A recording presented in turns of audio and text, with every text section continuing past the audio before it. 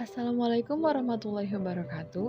Halo semuanya, perkenalkan nama saya Dewi Asri Nurfalah dengan NIM 2186003. Saya merupakan mahasiswi dari program studi PGSD.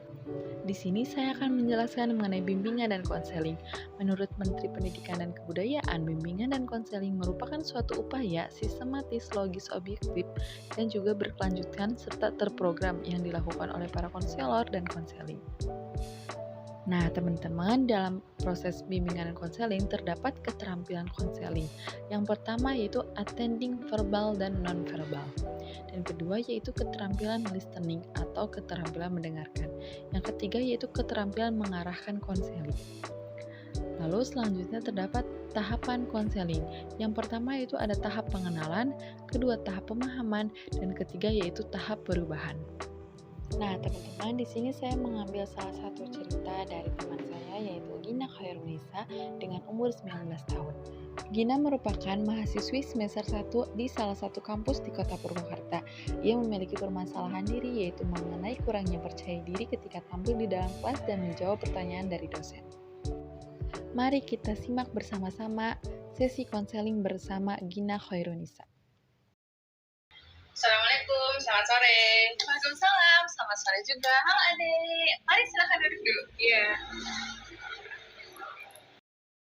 Halo adik, sebelumnya boleh ibu tahu dengan siapa adik ini?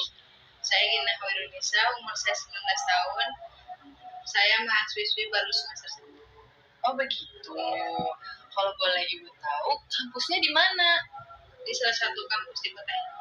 Oh, alhamdulillah ya, sudah berkuliah. Kalau gitu, ibu izin perkenalan diri ya. Nah, nama ibu Dewi Asri Nurfalah. Gina boleh memanggil ibu dengan sebutan Ibu Dewi. Nah, di sini ibu sebagai konselor yang akan berdiskusi dengan Gina. Kalau boleh ibu tahu tadi gimana perjalanannya ke sini? Agak sedikit macet karena jam pulang kerja.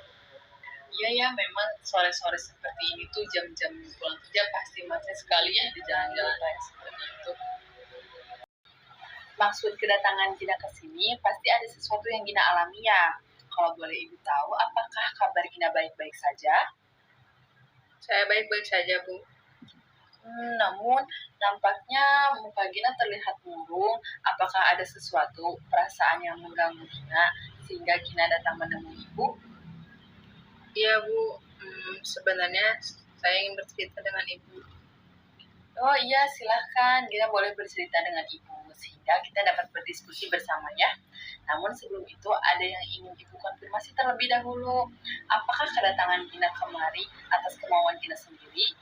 Iya, Bu. Saya datang ke sini atas kemauan saya sendiri. Saya ingin bercerita tentang masalah saya. Tapi saya takut masalah saya diketahui banyak orang, Bu. Gina tidak perlu khawatir apabila masalahnya dapat terbongkar keluar, karena di sini ibu akan menjaga rahasia Gina. Sebab dalam sesi konseling terdapat teknik-teknik, kode etik, serta asas-asas yang perlu dijaga dan dikuasai oleh seorang konselor. Nah, salah satu asasnya itu yaitu asas kerahasiaan. Jadi Gina tidak perlu khawatir ya atau merasa takut apabila masalahnya terbongkar atau diketahui oleh orang lain. Ya syukurlah, Bu, kalau begitu. Saya berharap masalah yang saya alami dapat teratasi dan menemukan jalan keluar yang terbaik. Ya, mudah-mudahan dapat teratasi ya. Nah, kalau boleh ibu tahu, sejauh mana perasaan tidak enak itu dapat mengganggu Gina? Ibu ingin mendengarkannya. Boleh Gina ceritakan? Entahlah, Bu, saya sangat merasa sedih dan bingung.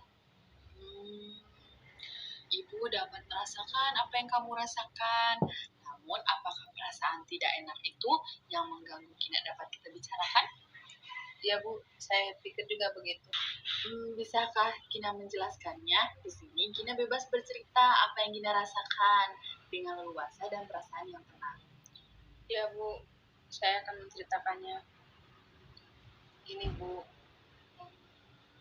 saya merasa saya tidak percaya diri di depan orang banyak, apalagi ketika presentasi di kelas. Lalu bagaimana?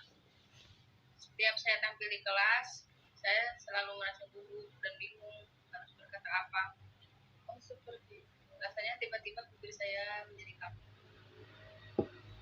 Bisakah Gina menceritakan lebih jelas apa yang Gina rasakan mengenai rasa tidak percaya diri itu?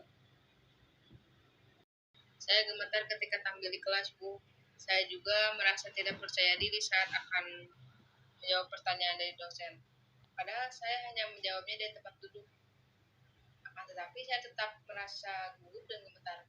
Padahal saya tahu dan paham atas materinya dan jawabannya. Ini yang menyebabkan saya dalam bicara dan berpendapat ketika dosen mengajar.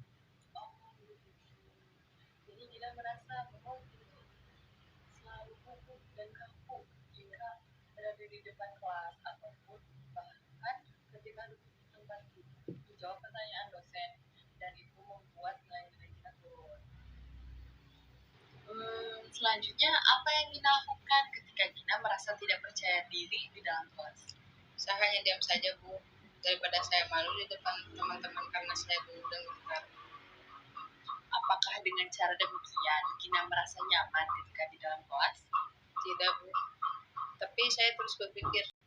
Mungkin Gina berpikir ya, bahwa segala sesuatu yang Gina kerjakan itu harus sempurna tanpa adanya kesalahan sedikit pun.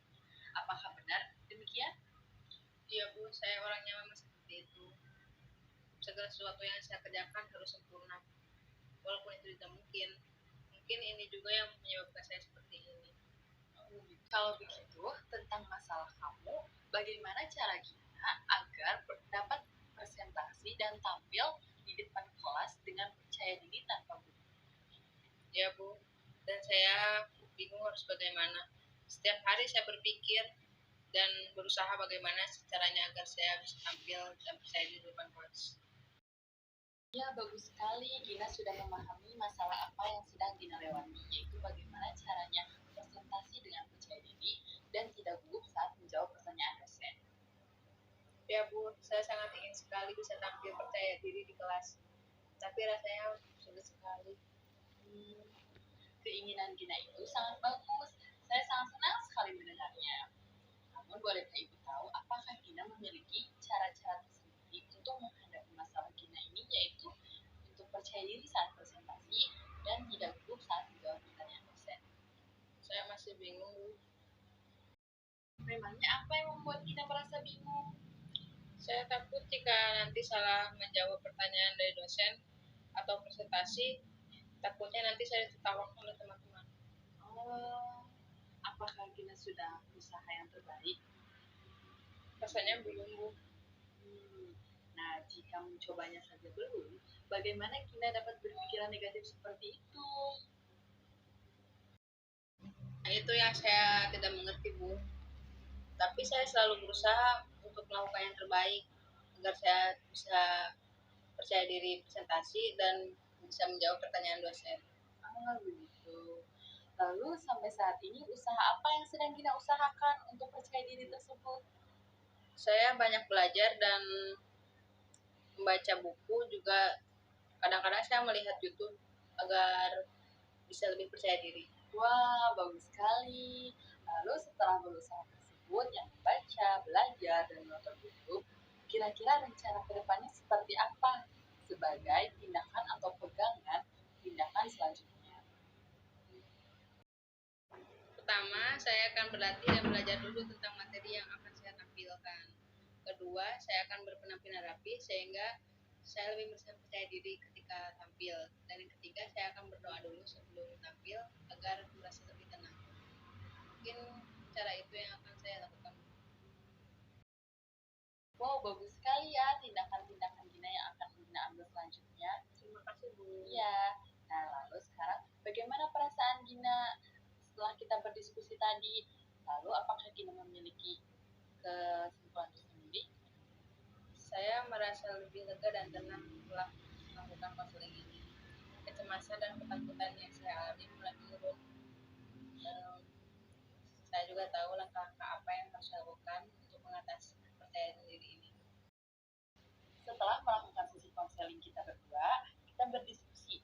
Jadi kesimpulannya adalah pertama, Gina akan berlatih dan belajar terlebih dahulu mengenai materi apa yang akan dipresentasikan.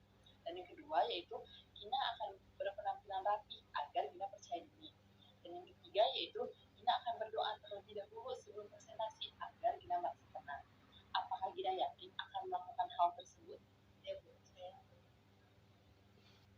Bagus kalau begitu, saya harap segala sesuatunya akan berjalan dengan apa yang Gina inginkan. Kalau begitu, apakah ada sesuatu lagi yang ingin Gina sampaikan? saya rasa sudah Alhamdulillah kalau begitu. Dalam sesi konseling ini, saya harap apa yang saya ucapkan dapat bermanfaat bagi Gina. Amin. Dan kedepannya Gina juga tidak perlu sungkan-sungkan ya apabila Gina ingin datang kemari saat Gina merasa tidak nyaman. terima kasih banyak Bu. Ya, saya mohon maaf apabila ada kesalahan ya. Saya izin pamit pulang. Oh iya, silakan. Terima kasih telah Terima kasih. datang. Assalamualaikum warahmatullahi wabarakatuh. Waalaikumsalam warahmatullahi wabarakatuh. Mari Gina, saya antar.